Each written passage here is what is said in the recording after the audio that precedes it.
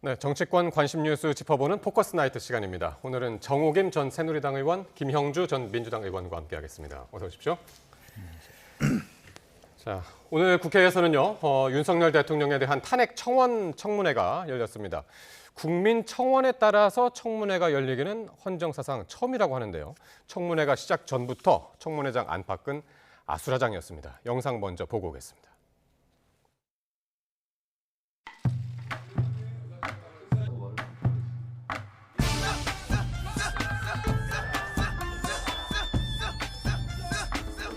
뭘 잘했다고 여기 지나가면 지금 뻥치고 있어요. 조용히 지나가지 말이지. 저에게 시비를 걸죠. 이거 다쳤지네 나.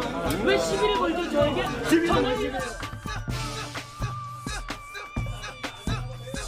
들어오는 과정에서 밀치고 몸싸움 과정에서 제 오른쪽 뺨을 누군가가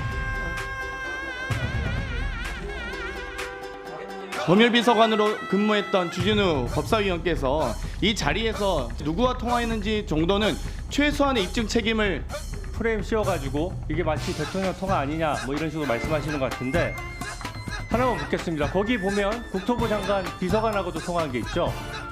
그 비서관이랑 통화하는 건 대통령 비서관하고도 직접 통화합니까? 국민들께 호소하기 위한 거 아닙니까? 다시 한번 의원장님께 호소합니다. 불법 청문회 당장. 저는 국방부 장관입니다. 책임 sen서는 거부하겠습니다. 공수처에다가 비밀번호를 알려주는 그 의사가 있냐 이 말입니다. 알려줄 의사는 있는데 당시에 예, 있어요 없어요 그것만 있습니다. 예, 그러면 알려주도록 하십시오. 근데 기억하지 못하고 있습니다. 기억 안 난다라고 답변한 적은 없습니다. 그러면은 말씀드릴 수 없다라고 했습니다.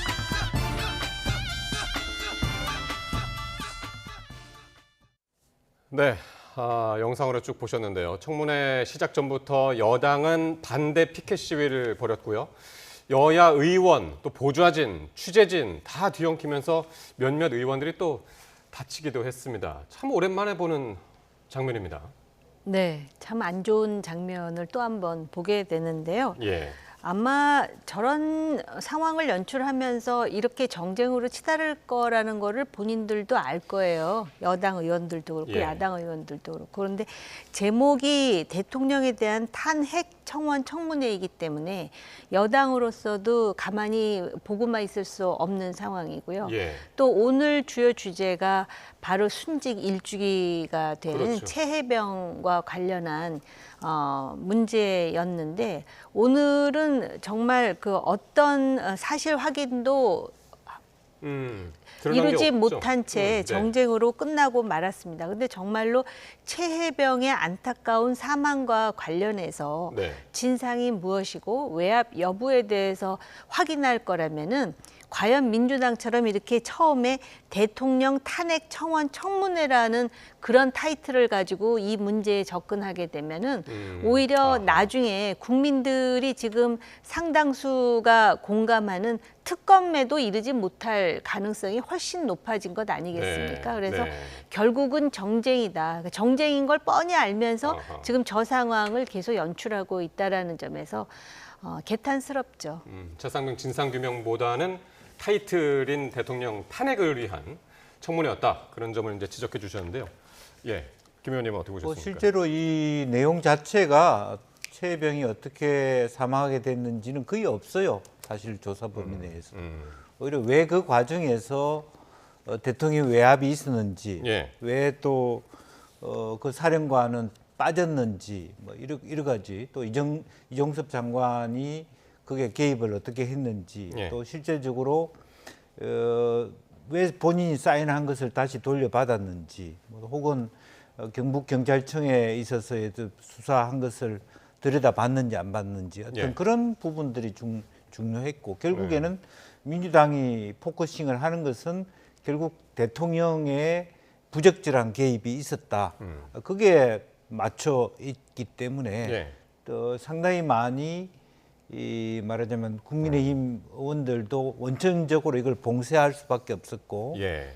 길강된 목소리 아닌가 싶은데 이미 대통령께서는 말하자면 이 특검안에 대해서는 부동의를 한 바가 있고 예.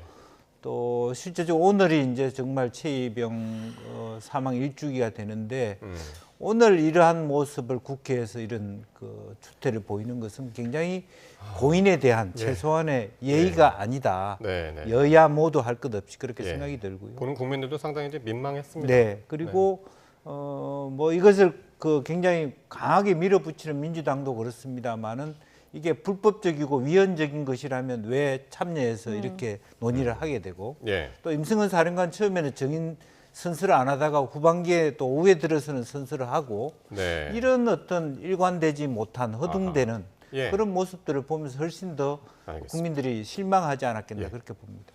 자, 그리고요. 오늘 청문회에서 특히 이슈가 됐던 게 대통령실 내선 번호 800-7070 요걸 두고 이제 논란이 일었는데 작년 7월 31일 날 이 유선 전화로 건 사람이 누구냐? 이걸 이제 야당에서는 밝히려고 상당히 노력을 했는데 오늘 밝혀지지는 않은 거죠. 네, 그러니까는 아마 야당은 민주당은 이게 밝혀질 거라고 생각하지 않았을 거예요. 근데 아마 끝끝내 이 800에 7070을 가지고 계속해서 그 논란이 해소될 때까지 예. 주장을 할 것 같고요. 지금 7월 31일에 그 번호로 이종섭 장관만 받은 것이 아니라 조태용 당시의 안보실장 그리고 주진우 비서관도 같은 번호로 지금 전화를 받았다라는 거 아니에요. 예. 그러면서 야당에서는 누구와 통화했는지 밝히라 그러자 전직 국방부 장관은 그것을 말하는 건 적절치 않다라고 얘기하잖아요. 예. 그럼 사람들은 상상하게 되죠. 짐작하게 되죠. 그러니까 물증이 없으면은 법적으로 책임을 지지 않아도 된다라는 법률주의적 마인드로 지금 그 답변을 예. 하는 것이지만 예. 국회의 장이라는 게 정치의 장이잖아요.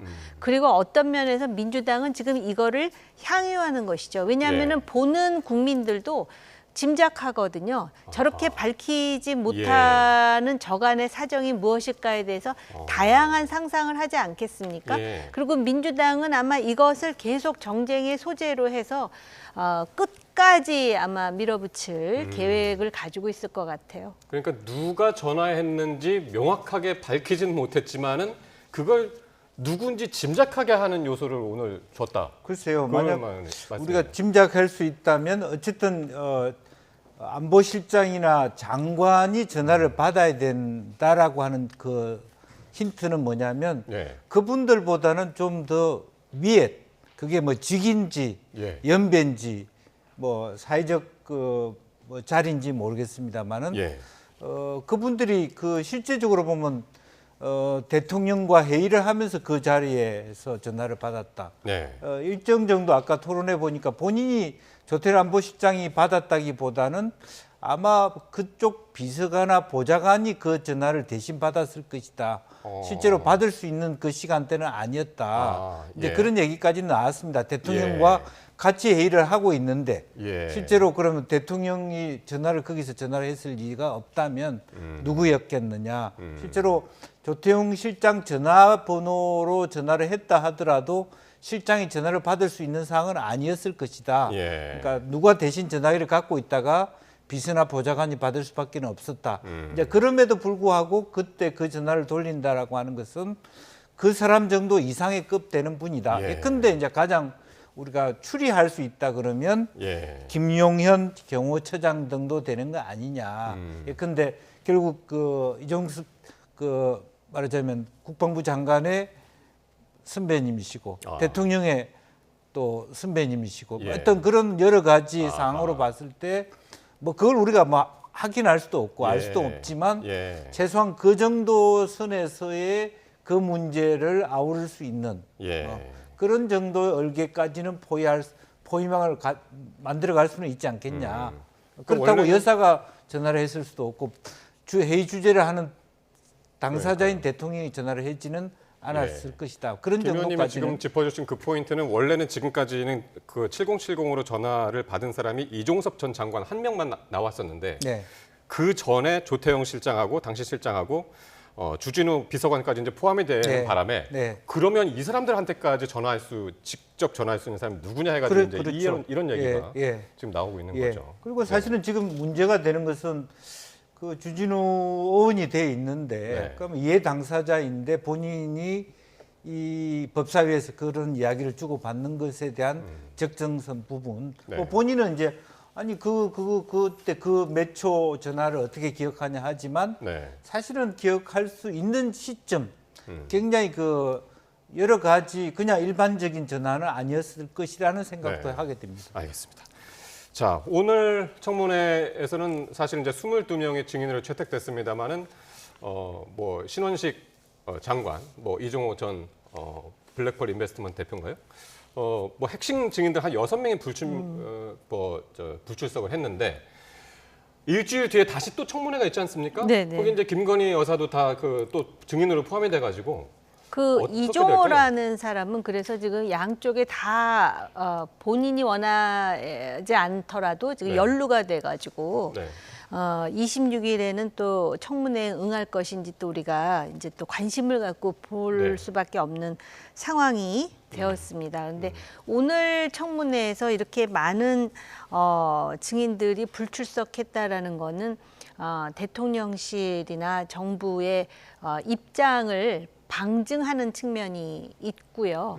그리고 사실 그 여당 의원들이 아까 말씀하셨듯이 불법 청문회라고 성토하면서도 들어가서 질문을 또 할 수밖에 없는 그 딜레마를 또 그대로 보여주는 측면이 있지 않습니까? 그래서 어떻게 보면은 지금 그 야당의 어떤 그 대통령 청문과 관련해서 탄핵 청문과 관련해서 일정 정도 끌려가지만 실제로 그러면은 그 야당이 원하는 그런 극단적인 상황까지 갈 것이냐, 오히려 지금 그 뭐 특검도 그렇고요.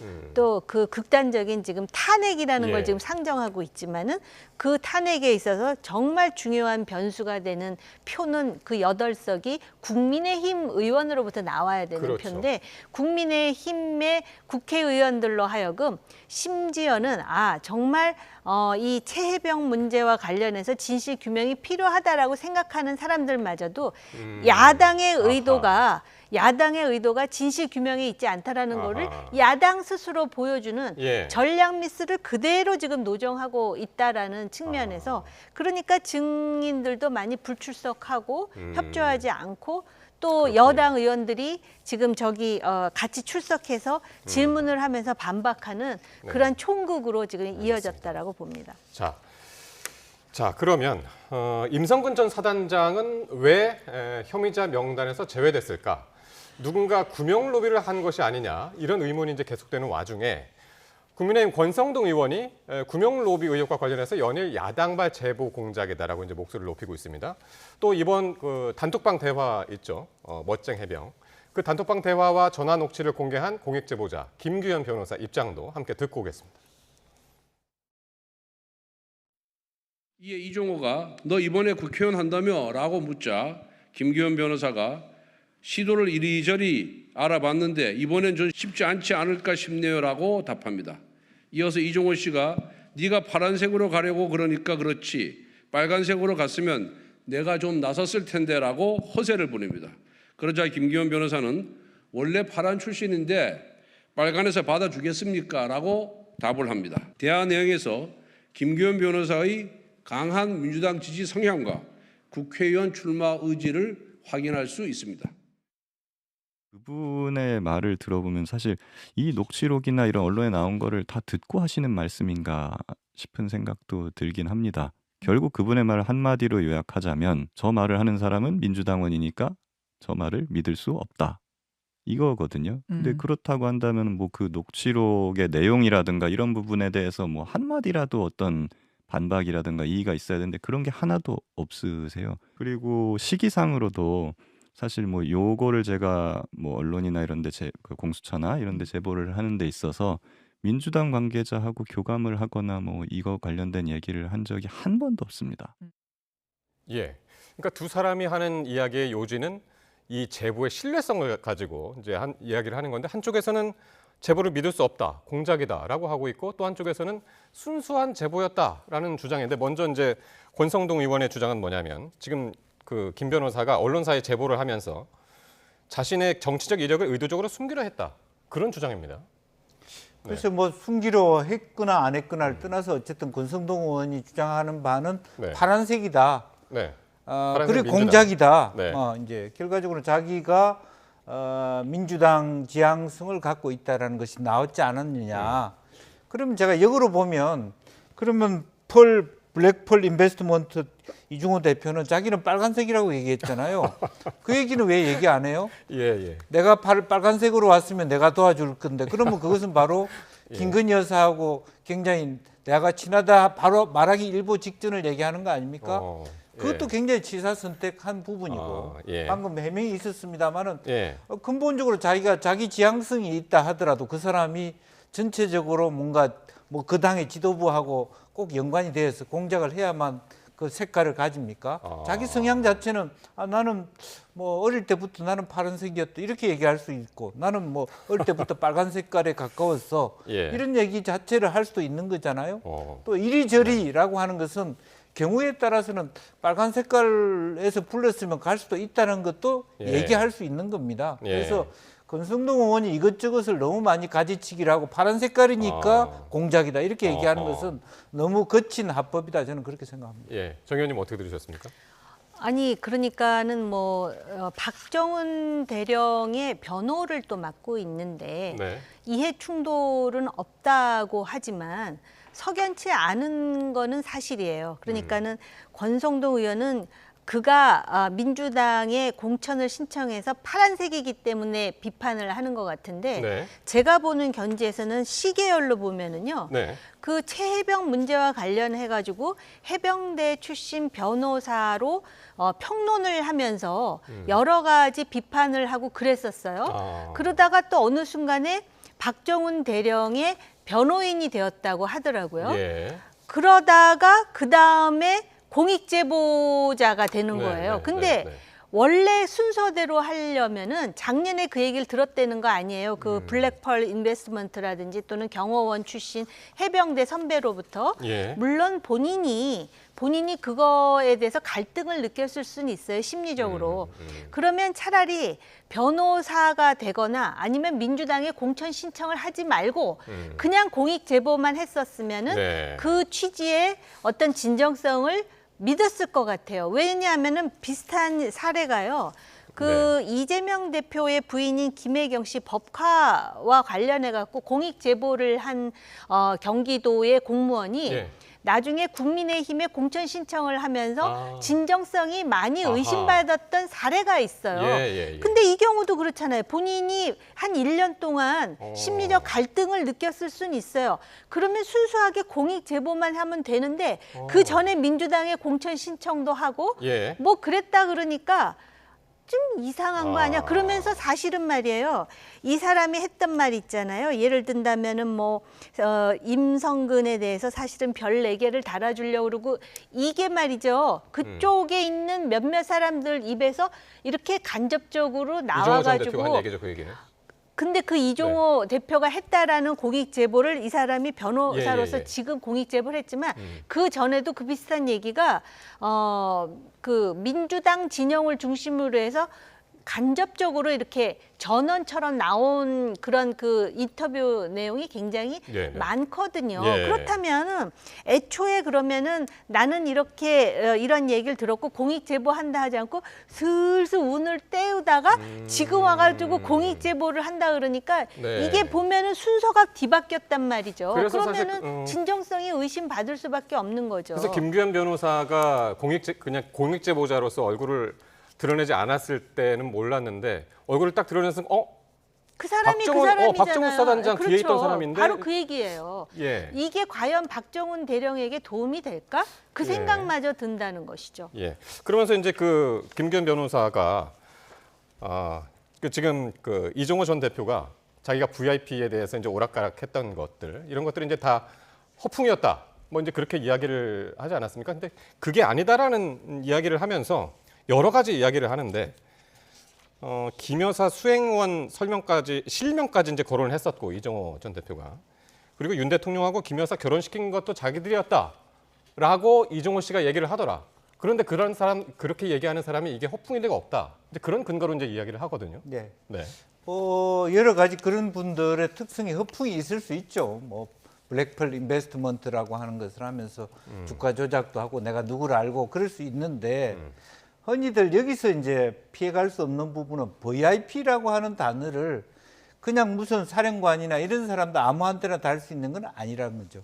최소한 이 사람이 관계되는 사람들이 김건희 여사고 그 주변 정도면 네. 그 정도의 단위에서의 VIP라고 하는 것은 대통령일 수밖에 없는 거죠. 이제 그런 부분에 대해서 허풍이다 아니다라고 하기에는 네. 너무 많이 간 거 아닌가.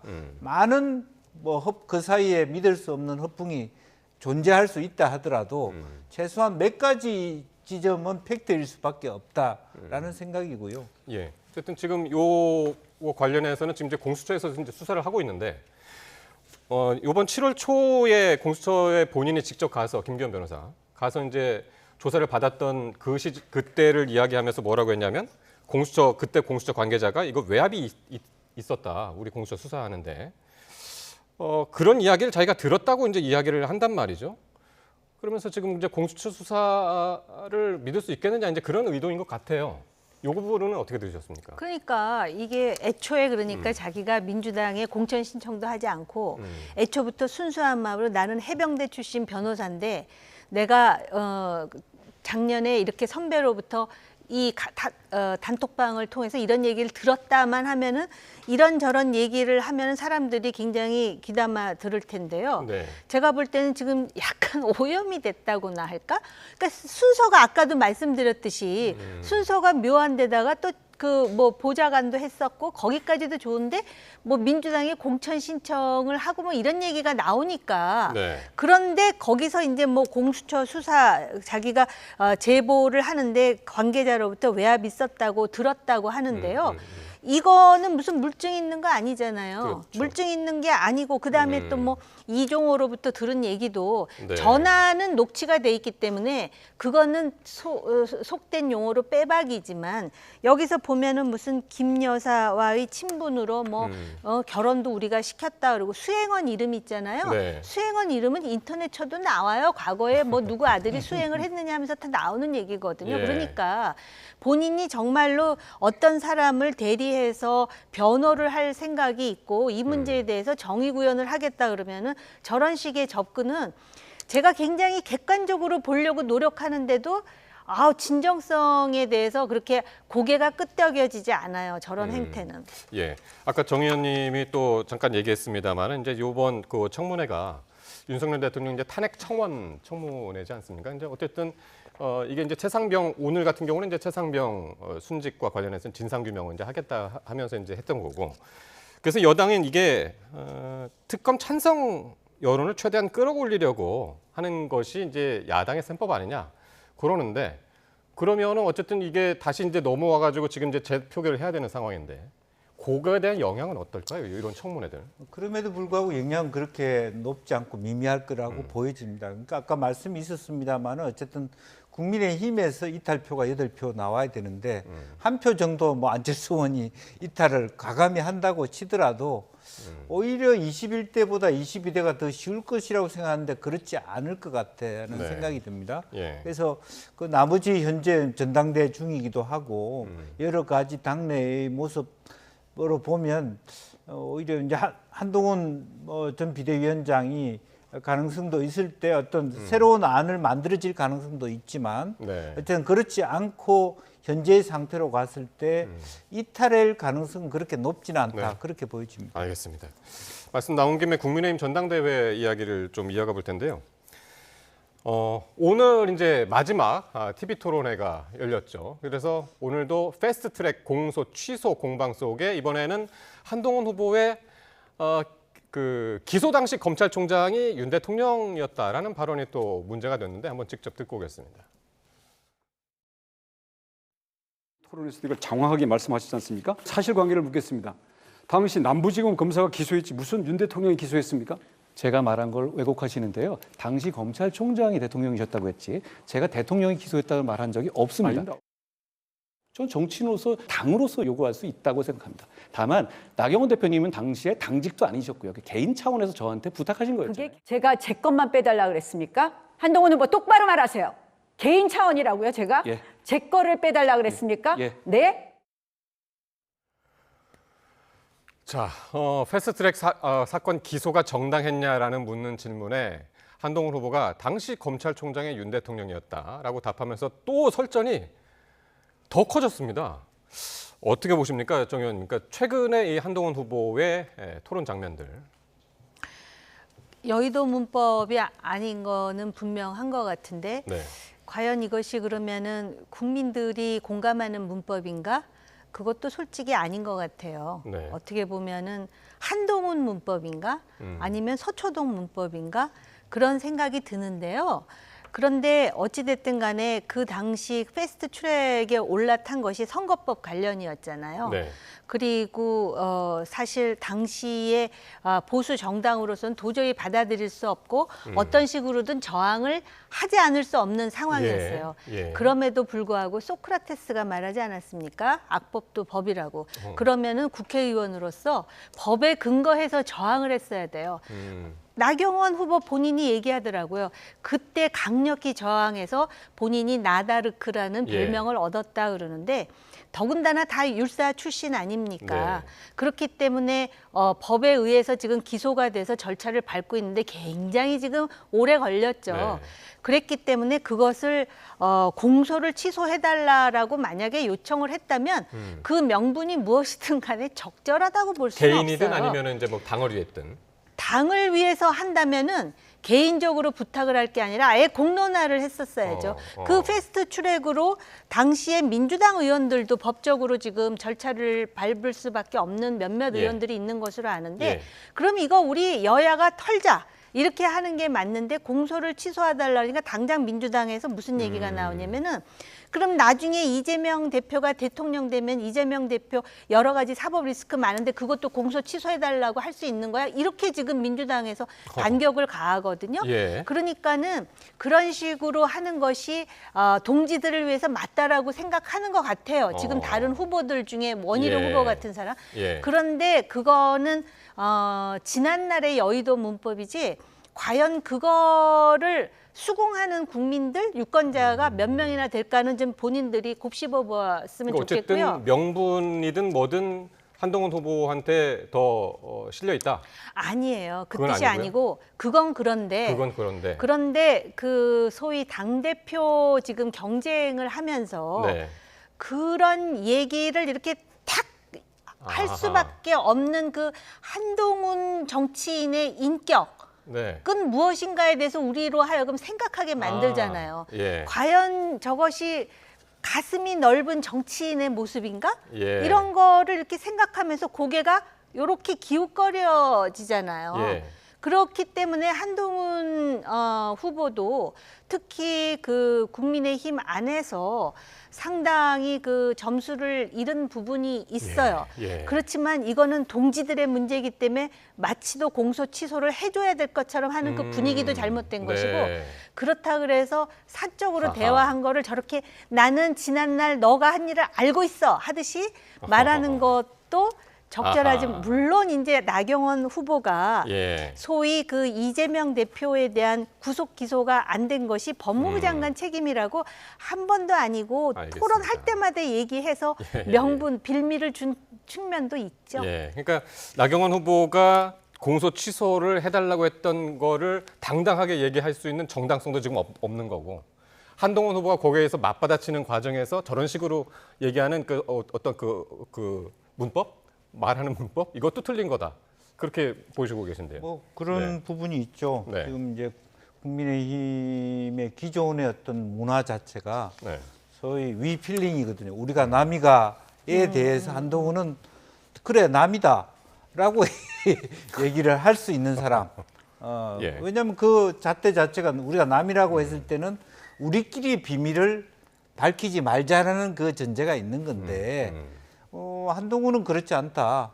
우리끼리 한 비밀들을 다 까발리구나.